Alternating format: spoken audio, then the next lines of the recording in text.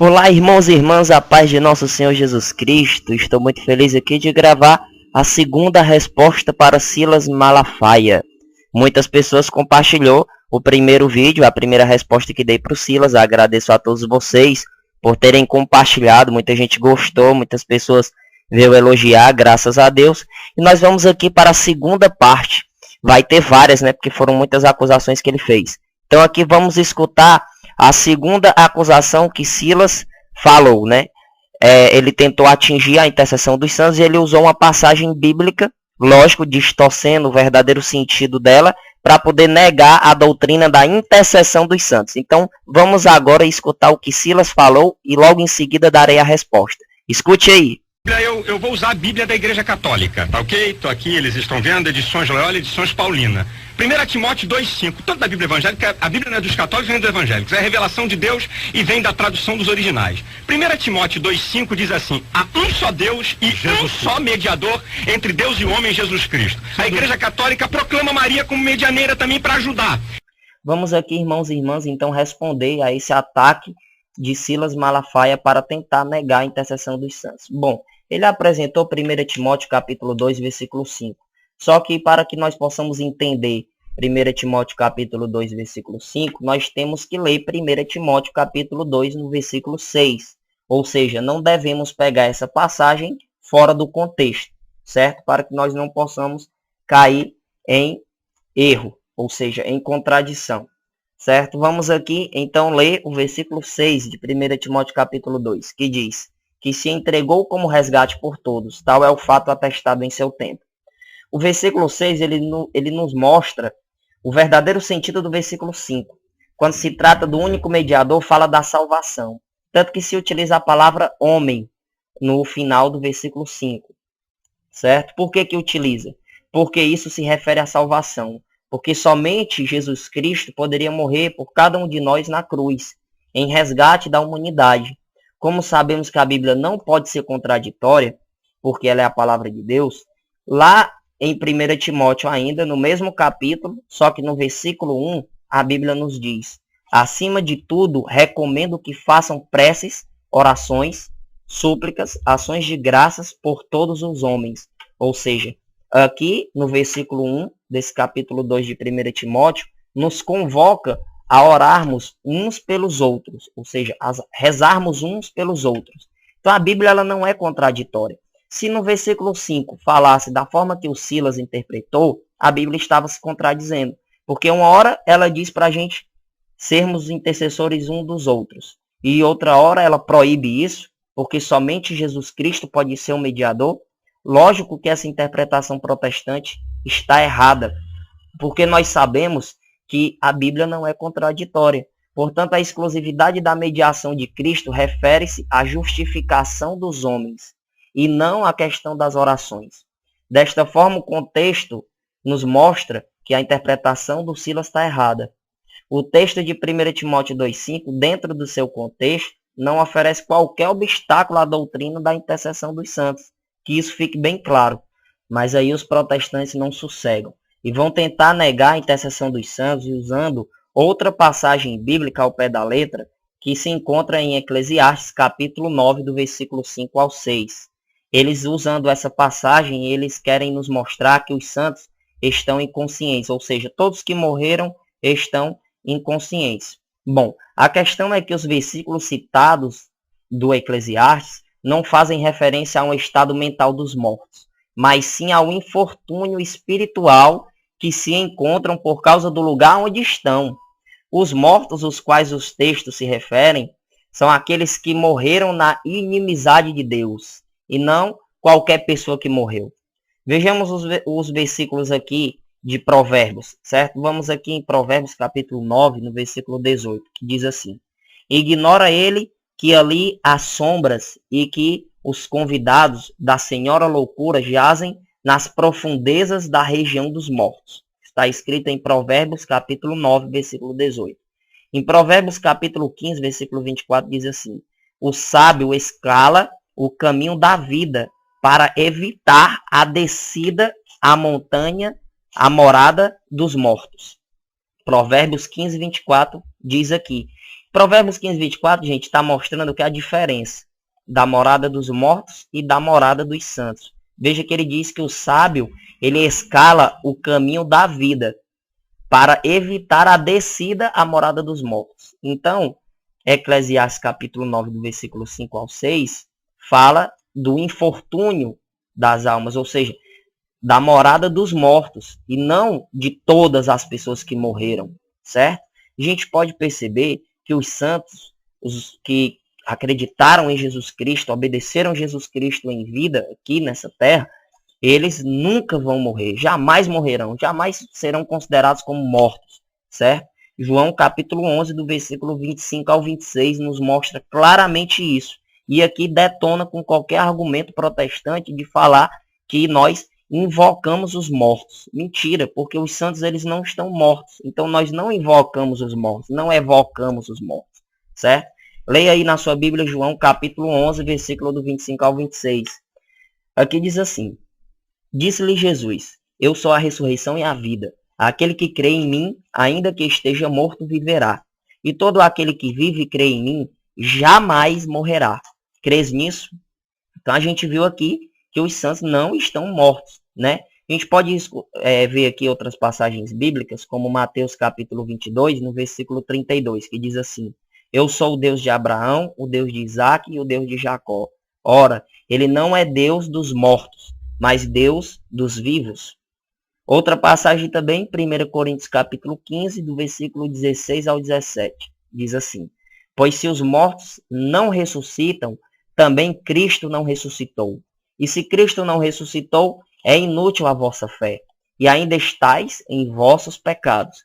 Ou seja, você negar que os santos estão com Jesus Cristo, estão no céu, a sua fé é vã, porque você também está negando que Cristo ressuscitou. Se você aceita que Cristo ressuscitou, você tem que acreditar que os santos ressuscitaram, certo? Então, que eles estão perto de Deus. Vamos aqui combater mais ainda essa questão dos protestantes de dizerem que os santos estão inconscientes.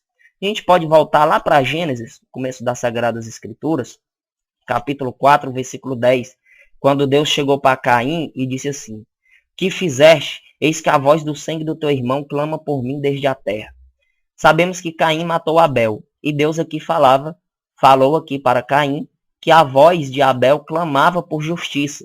Como é que isso acontece? Agora vamos pular para Apocalipse, final das Sagradas Escrituras, onde diz, no capítulo 6, do versículo 9 ao 10, que João viu, abriu o quinto selo, e debaixo do altar as almas dos homens imolados por causa da palavra de Deus e por causa do testemunho que eram depositários, e clamavam em alta voz, dizendo: Até quando tu, que és o Senhor, o Santo, o verdadeiro, ficarás sem fazer justiça e sem vingar o nosso sangue contra os habitantes da terra?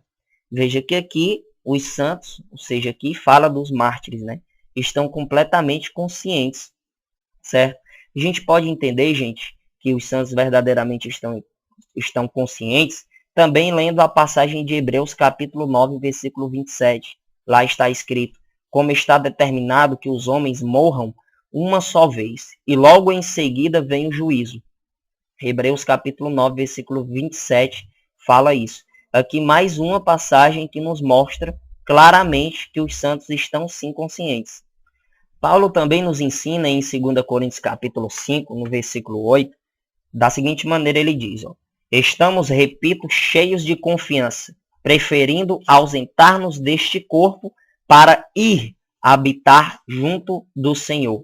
Para ir habitar junto do Senhor. Ou seja, quando alguém que segue a Jesus Cristo, que obedece a nosso Senhor, morre aqui nessa vida, aqui na terra, ele vai habitar junto com o Senhor. E não vai para a morada dos mortos. Porque a morada dos mortos é um infortúnio.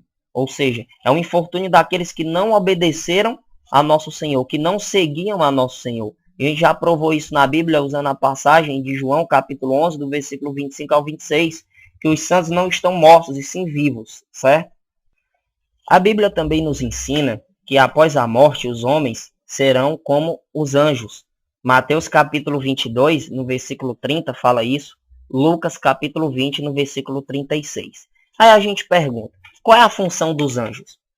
Vamos lá em Hebreus capítulo 1, versículo 14. Lá diz da seguinte forma: não são todos os anjos espíritos a serviço de Deus, que lhes confia missões para o bem daqueles que devem herdar a salvação? Veja aqui qual é o sentido da missão dos anjos, certo? São todos os anjos espíritos a serviço de Deus. Ou seja, os santos, eles servem a nosso Senhor. A gente pode perceber esse serviço dos anjos a nosso Senhor quando a gente lê diversas passagens da Bíblia. Por exemplo, Apocalipse capítulo 5, no versículo 8, nos mostra a intercessão. Apocalipse capítulo 7, versículo 15, também nos mostra, certo? Então, nós sabemos claramente que os anjos, eles são responsáveis para servir a nosso Senhor Jesus Cristo, nos ajudando.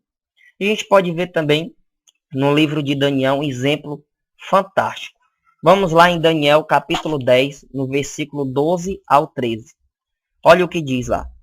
Não temas, Daniel, disse-me, porque desde o primeiro dia em que aplicaste teu espírito a compreender e em que te humilhaste diante de teu Deus, tua oração foi ouvida. E é por isso que eu vim. O chefe do reino persa resistiu-me durante 21 dias. Porém, Miguel, um dos principais chefes, veio em meu socorro. Permaneci assim ao lado dos reis da Pérsia. Veja aqui que Daniel fala da intercessão de São Miguel Arcanjo, que veio aqui ajudá-lo. A gente pode ver no capítulo 10 de Daniel, no último versículo. Algumas Bíblias é o versículo 21, em outras são o versículo 22, certo? É o último versículo do capítulo 10 de Daniel. Daniel fala da seguinte forma: contra esses adversários não há ninguém que me defenda, a não ser Miguel, vosso chefe. Se você for falar para um protestante que não há quem te defenda, a não ser Nossa Senhora, ele vai te chamar de idólatra, vai dizer que você colocou Nossa Senhora no lugar de Deus. Aí eu pergunto, será que o profeta Daniel colocou Miguel no lugar de Deus ao afirmar que somente Miguel protegia ele? Lógico que não, gente. Os santos, os anjos, eles agem em conjunto, porque o corpo místico de Cristo age em conjunto. A gente pode ver isso em Romanos capítulo 12, versículo 5, 1 Coríntios capítulo 12, a partir do versículo 12 nos mostra isso. Efésios capítulo 4 e capítulo 5 vai falar muito bem disso, porque nós sabemos que Cristo é o cabeça do corpo místico da igreja. Colossenses 1,18 nos mostra isso claramente. Então o corpo místico de Cristo age em conjunto, certo? Que isso fique bem claro. E daí os protestantes vêm com um papo furado de dizer que os santos não escutam as nossas orações, porque eles não são onipresentes, porque eles estão mortos e tal. Bom, a gente já explicou aqui que os santos estão conscientes, certo? Disso aí não resta mais dúvidas. Só não reconhece isso quem não quer. Mas que a gente provou aqui, a gente já provou, certo? Então vamos aqui em alguns textos bíblicos para explicar essa questão que os protestantes colocam, né? De dizer que os santos não são onipresentes, então eles não conseguem ouvir nossas orações. Em Daniel, no capítulo 12, no versículo 1, diz que Miguel é o protetor dos filhos do seu povo. Ou seja, Miguel protege os filhos, ou seja, ele protegia vários ao mesmo tempo e ele não era onipresente. A gente pode ver Colossenses capítulo 2, no versículo 5, Paulo diz assim: porque embora corporalmente distante, estou presente a vós em espírito, e me alegro em ver a firmeza da vossa fé em Cristo. Apóstolo Paulo não era onipresente e estava ausente corporalmente, mas estava presente em espírito, ao ponto de ver a firmeza da fé do povo daquela certa região. Vamos mais. Aqui tem mais passagem. Apocalipse capítulo 8, versículo 3. Lá diz assim: adiantou-se outro anjo e pôs-se junto ao altar, com um turíbulo de ouro na mão. Foram-lhe dados muitos perfumes, para que os oferecesse com as orações de todos os santos, no altar de ouro, que está adiante do trono. O anjo, gente, não era onipresente e tinha acesso às orações de todos os santos. A gente acabou de ler aqui, certo? Outra passagem. Vamos lá em Apocalipse capítulo 14, no versículo 4, que diz: estes são os que não se contaminaram com mulheres, pois são virgens. São eles que acompanham o Cordeiro por onde quer que ele vá. Ou seja, isso é a unidade do corpo místico de Cristo. É aqui que está a comunhão dos santos conosco, certo? A gente pode ver em Hebreus capítulo 12, no versículo 1, que lá diz: desse modo, cercados como estamos de uma tal nuvem de testemunhas. Essas testemunhas são os santos que nos cercam. O céu se faz presente na terra. A gente pode ver aqui em 2 Samuel capítulo 14, no versículo 20, que diz da seguinte forma: foi para dar a esse assunto como uma nova feição que Joabe fez isso. Porém, tu, ó rei, meu senhor, és tão sábio como um anjo de Deus, para saber tudo o que se passa na terra.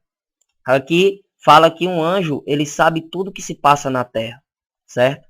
Os anjos sabem tudo, gente. Os anjos, os santos, sabem tudo que se passa na terra, pelo fato de que existe uma unidade no corpo místico de Cristo. Cristo é a cabeça do corpo, certo? Então é por Cristo que nós temos essa unidade. É por meio de Cristo que existe a intercessão dos santos.